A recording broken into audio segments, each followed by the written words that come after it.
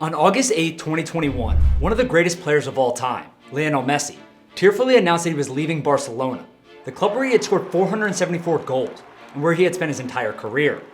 Barcelona was in trouble, and not just because their star player was leaving. Despite being the most valuable soccer club in the world and one of the most valuable sports franchises globally, the club was in nearly $1.5 billion of debt and technically bankrupt. This wasn't just a case of needing to release a few players either. 6 months earlier, the police had raided Barcelona's office as part of an investigation into the possible misappropriation of club funds. One of the greatest soccer teams of all time appeared to be in serious danger. 12 months later, the financial issues haven't gone away, but things seem to have changed. So what's happening? How can Barcelona go from needing to let go of their best player, declared technically bankrupt by Deloitte, and being raided by police, to spending over $100 million on players the following summer? And how can a club, which was declared clinically dead by its own president, now be signing numerous players and looking to bring in even more? This is the story of Barcelona's billion-dollar plan to get out of debt. To really understand the club's current debt situation, we need to provide some context on the ownership model at Barcelona. Barcelona is only a handful of clubs in La Liga to be 100% owned by the fans. Spain passed a law in 1990 that made it mandatory for football clubs to be privately owned to improve financial stability. But the government made an exception for clubs that had been profitable for the previous 5 consecutive years. This included FC Barcelona. And in many respects, the fan-owned model is very appealing. In a world where private money is flooding other leagues, like the Premier League, League One, and Serie A, and the voices of fans are getting drowned out by money, the fan-owned structure seems like utopia for many supporters, because it seemingly places the future of the club in the hands of the people who are the most emotionally invested in it. But despite these apparent advantages of the fan-owned model, it certainly doesn't protect you from financial trouble or mismanagement, as Barcelona was about to find out. At the end of the 2020-2021 season, Barcelona found itself in $1.5 billion, or 1.3 billion euros, of debt. Most of the blame has been placed at the feet of former president, Josep Bartomeu. Bartomeu had been president since 2014, but resigned in 2020 after 20,000 Barcelona fans called for a vote of no confidence over claims of mismanagement and reckless spending of the club's funds. Financially, the main problem was payroll, and the scale of Barcelona's salary mismanagement was remarkable. In 2019, their €501 million wage bill was 33% higher than Manchester United's, and by 2020, the club's payroll had reached $763 million. That was a 61% increase over the previous 5 seasons. And even worse, Barcelona's payroll was on track to reach nearly $950 million, which would have been 110% of the club's entire annual revenue. So by 2021, Barcelona had the highest payroll of any club globally. And it wasn't just player salaries that were causing financial headaches. Bartomeu had also been accused of frequently paying higher than average commissions to agents. And he'd also been part of a police investigation in March 2021 relating to allegations of improper management and business corruption, a debacle that became known as Barçagate. And of course, COVID-19 didn't help either.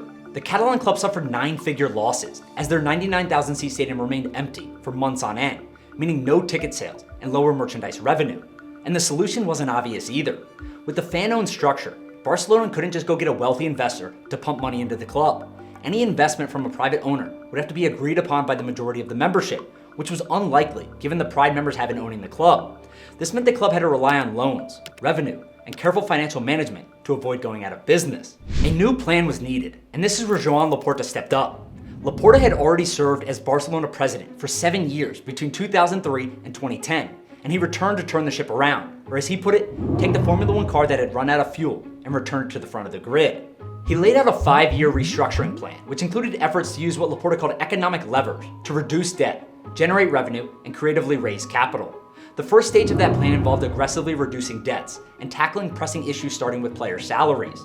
The club's payroll was reduced from $763 million in 2019 to $453 million for 2020, and then even further to $215 million for 2021-2022. But while that was helpful financially, it also meant that several top players were either let go or saw their contracts restructured.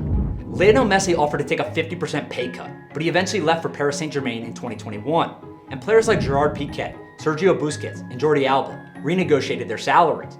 And the club cleared further space by loaning away Philippe Coutinho, Youssef Demir, and Antoine Griezmann to other clubs. All told, Laporta's roster restructure lowered player salaries by $227 million, but that was only part of the plan. The club then went about refinancing its debt with a $568 million loan from Goldman Sachs, and then began raising capital by signing a massive sponsorship deal with Spotify. They'll pay $307 million over 4 years, or nearly $80 million annually, for stadium naming rights and shirt sponsorship. This wasn't much of an upgrade on previous sponsorship deals, which had totaled $77.5 million through Rakuten, Beckham, and Stanley. But the multi-year deal provided much needed financial security, at least in the short term. These three measures allowed the club to get breathing space and reduce its debt from $1.5 billion in 2020 to $891 million in 2021. That represents an impressive 40% drop in just 12 months. But the plan didn't stop there. For Laporta, more economic levers needed to be pulled. The first two economic levers that Barca pulled were the sale of a share of its La Liga broadcast revenue in exchange for cash investment. This came in the form of a 25-year deal with global investment firm Sixth Street Partners. On paper, Sixth Street bought 25% of TV revenue in two separate packages. The first was finalized on June 30th and announced as being worth 267 million euros. The second was announced on July 22nd, with Barca counting the capital gain as 400 million euros. So in other words, Sixth Street would give a lump sum of money to Barcelona now and receive an average of $41.7 million for the next 25 years based on La Liga's current TV deal. These deals essentially acted as a loan for spending now that is secured against future earnings. But it wasn't quite that simple, because after La Liga reviewed the documentation provided by Barcelona about their business dealings this summer, it had a problem with the investment vehicle that was created to manage the arrangement with Sixth Street. Barcelona didn't directly sell the TV rights to Sixth Street. Instead, a holding company called Loxley's Investment was set up, which purchased the club's TV rights on a permanent deal and then leased them back to Sixth Street for the next 25 years. As part of this deal, Sixth Street invested 517 million euros. Barcelona invested 150 million euros, and the new company used the 667 million euros to buy 25% of Barcelona's TV rights. So in reality, Barcelona received 517 million euros for selling the TV rights, but was budgeting for a total capital gain of 667 million euros from the deal, which included the 150 million euros that they themselves were providing. Now, this isn't illegal, and Barcelona believes the deal created an asset for future TV rights beyond the 25-year period. This new asset, therefore, has a value that should have been reflected in their accounts, which Barcelona and the auditors valued at 150 million euros. But La Liga didn't quite see it like that, and didn't consider Barcelona's side of the deal new money, and refused to consider it as proper income. The league made it clear that to get their players registered for the start of the new season, they'd have to find another 150 million euros. So with all this still being resolved, even more levers needed to be pulled. The third lever saw 24.5% of Barca Studios, Barcelona's media arm, sold to Socios.com in August 2022, and then Barcelona activated their fourth economic lever, with another 24.5% of Barca Studios sold to Orpheus Media for just over $100 million. They've already secured another loan from Goldman Sachs for a $1.6 billion revamp of the stadium, which the club estimates will generate $225 million in annual revenue once completed in 2025. All these larger measures and deals have been supplemented by smaller moves too, like allowing people to have weddings at their iconic stadium and selling new experiences to play on the pitch. And it appears to be working. As of July 2022, Barcelona had already generated nearly $280 million, or 267 million euros, of capital gains this year, and their debt continues to fall. But reducing debt is only half the story. With so much of the money secured through loans and the expectation of future earnings, it relies on the team actually performing on the pitch. This leaves Barcelona with a dilemma. They need to make cuts financially, but they also need to improve their squad so that they can continue to compete for trophies and titles on the pitch. Barcelona executives call this approach the virtuous circle, the idea being that investing on the pitch will make everything else tick financially. And this anxiety over on-field success has led Barcelona to spend over $140 million on players just in 2022.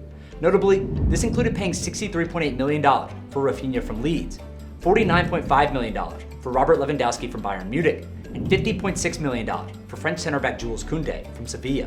And that's without even mentioning that they have already brought in Andreas Christensen and Franck Kessie on free transfer, and retained players like Ousmane Dembele, Sergi Roberto, and Frenkie de Jong with new contracts. So the question is, with the club apparently in so much debt and carrying an imposed salary cap of negative $146 million, how is this even possible? The fact of the matter is, it isn't, or at least it wasn't.